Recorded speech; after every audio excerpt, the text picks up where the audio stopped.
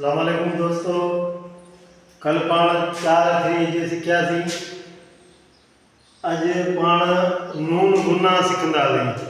नून गुना सिखण खां पहिरीं असांजे चैनल के सब्सक्राइब कजो, मोट ॾिजो। अचो त पाण नून गुना सिखूं था।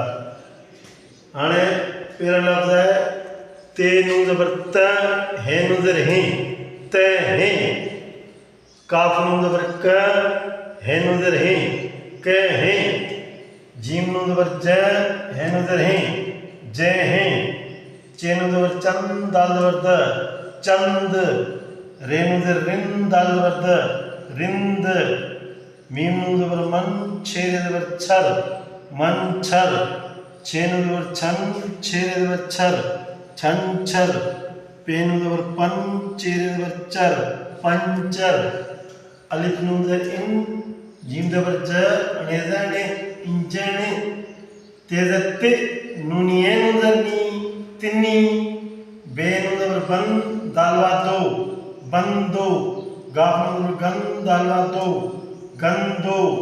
चे पिच्चु, हे नून ज़बर हम, बे ज़बर ब, चुहंब। दोस्तों इन के अलावा भी नून गुना जा कई लफ़्ज़ हैं। ता मूं इनमें भी काफ़िया मिलाने की कोशिश कई है।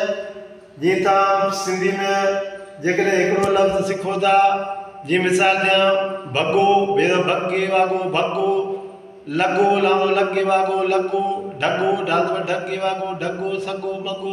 ईअं तव्हां हिजे करण जी कोशिशि कंदव त तव्हांखे जल्दी हिजे अची वेंदी। महिरबानी।